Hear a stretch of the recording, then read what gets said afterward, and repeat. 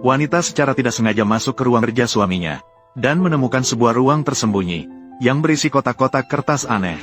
Dia membuka salah satunya dengan rasa ingin tahu, dan menemukan uang tunai dalam jumlah besar di dalamnya. Wanita itu menghitung, dan terkejut menemukan lebih dari 1 miliar. Namun perusahaan suaminya sebenarnya dalam hutang. Bagaimana mungkin suaminya menyembunyikan uang sebanyak itu?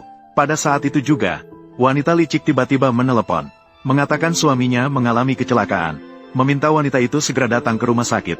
Setelah menutup telepon, wanita itu segera merasa ada yang tidak beres. Untuk memverifikasi kecurigaannya, maka dia langsung menelepon ke krematorium. Halo, apakah ini krematorium? Suamiku sepertinya meninggal. Saya ingin segera melakukan kremasi. Sementara itu, wanita licik telah menyiapkan surat kematian dan wasiat dengan rapi untuk membuatnya sementara waktu pingsan. Setelah semuanya selesai, wanita itu dengan sedih bergegas ke rumah sakit. Dia membuka selimutnya, dan dengan marah menamparkan pria itu. Wanita licik melihat situasi. Wanita licik tersenyum senang di samping. Untungnya memberikan obat pada pria jahat. Kalau tidak, rahasianya akan terbongkar. Tabung oksigen. Menyarankan wanita untuk menjaga kesehatannya. Maka dia dengan tegas meletakkan tabung oksigen itu. Membuat pria jahat semakin terpojok. Dan wanita pura-pura tidak bisa menerima kenyataan. Hampir pingsan ke tanah. Wanita licik melihat situasinya. Segera mengeluarkan tabung oksigen yang berisi racun. Meminta wanita untuk tenang sejenak. Wanita teringat di kehidupan sebelumnya karena menghirup tabung oksigen, menyebabkan tragedi. Maka dia dengan tegas meletakkan tabung oksigen itu. Mengatakan kematian pria jahat itu mencurigakan. Akhirnya, dia memanggil beberapa ahli untuk melakukan autopsi, untuk mencari tahu kebenaran. Wanita licik panik setelah mendengarnya. Segera menelepon ibu mertua jahat. Namun sebelum sempat bicara, "Dokter, kami membutuhkan bantuan Anda. Haruslah mencari tahu penyebab kematian suami saya. Jangan khawatir, Nyonya Lu. Kami pasti akan menyelidiki dengan jelas."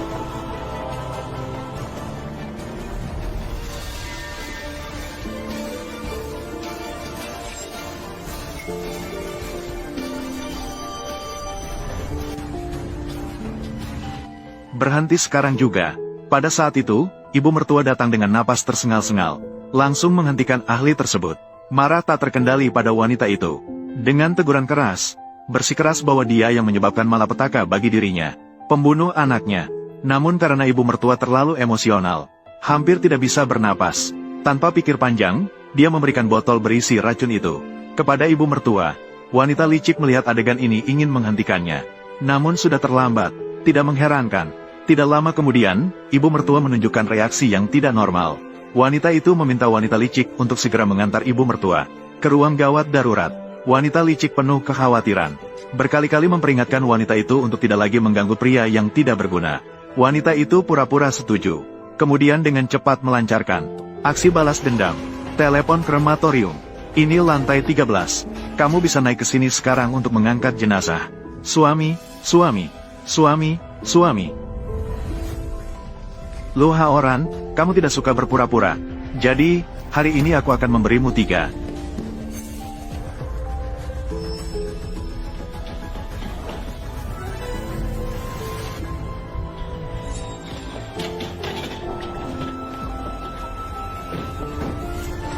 Tempat kremasi rusak.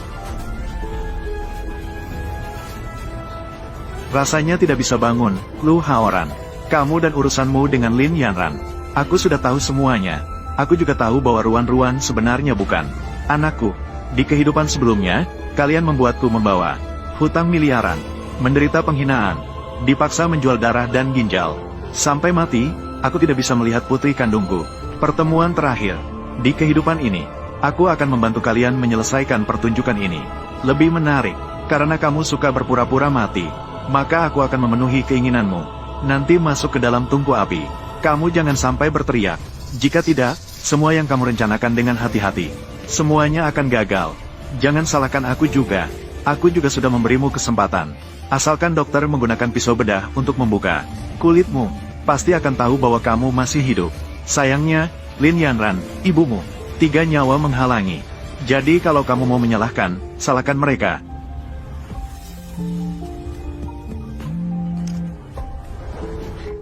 Guru, tolong buka cepat. Suamiku takut gelap. Dia pasti sangat takut sekarang. Aku ingin segera mengantarnya ke sana. Baiklah, dalam 10 menit sampai. Lu Haoran sedang melakukan. Tuhan sedang melihat, ini semua balasanmu. Tuan. Aku ingin mengantarkan suamiku sendiri.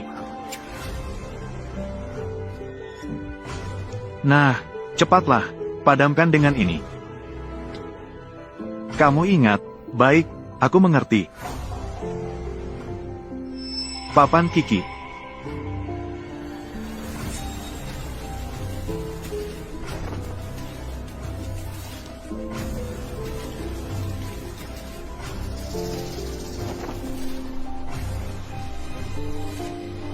Pertunjukan ini harus berakhir. Cepat, cepat, kita akan terlambat. Haoran akan dirugikan oleh wanita itu.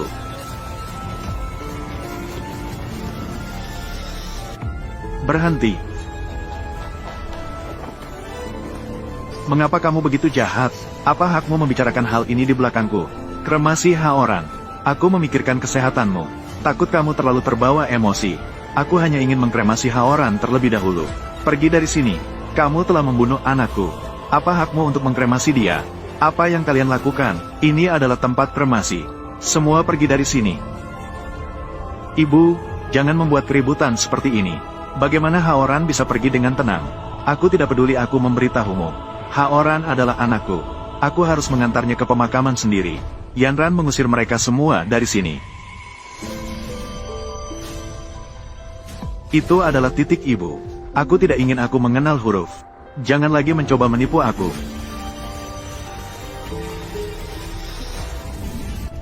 Itu adalah pemadam kebakaran yang dikeluarkan. Mengapa tiba-tiba menyala? Berhenti sekarang, cepat berhenti. Kalian jangan menyalakan api sebentar. Sebentar lagi harus menambahkan api. Apakah ini mendesak atau tidak? Apa yang harus ditambahkan api? Kata-kata di tanda tadi kabur. Aku menulis ulang 2 lembar. Hasilnya terbalik. Barusan kudiskusikan dengan ibu.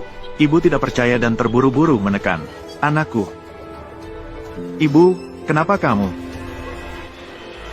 Oh, tidak. Selamat jalan, suami. Anak Nyonya Lu sudah datang.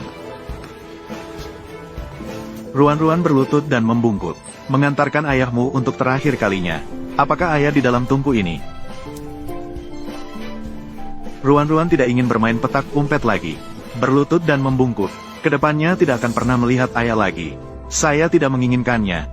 Ayah bilang akan membawa saya pergi berlibur. Bawa saya menjadi putri kecil di luar negeri. Kamu berbohong. Nenek, apakah ayah bilang begitu?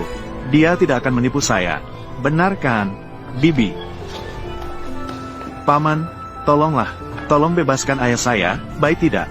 Ruan-Ruan, ini kali terakhir saya bicara denganmu. Berlutut dan bertekuk lutut. Mengantar ayahmu untuk yang terakhir kalinya. Berlutut.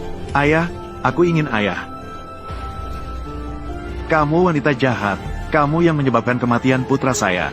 Mengapa kamu menjawab telepon saya? Aku ingin kamu membayar dengan nyawamu. Ibu, Haoran meninggalkan kita. Kami, sebagai yatim piatu dan ibu tunggal, ditinggalkan begitu saja. Aku juga patah hati. Tapi kita yang tersisa harus melanjutkan hidup. Masih ada banyak urusan di rumah. Tunggu saya untuk menanganinya. Saya tidak punya pikiran untuk menjawab telepon. Kamu yang menyebabkan kematian Haoran. Aku, cukup. Ibu, Haoran meninggal dalam kecelakaan mobil. Ataukah Yanran yang menabraknya sendiri? Tidak ada surat kematian tersebut. Bagaimana ini bisa menjadi kesalahan saya? Penjelasan Kiki. Lagi pula, tidak ada bukti kematian itu. Apakah tempat kremasi ini bisa membiarkan saya? Bisakah Anda memasukkan Haoran ke dalamnya? Tante, Haoran dia. Haoran tidak mati. Mengapa kamu membuka surat kematian?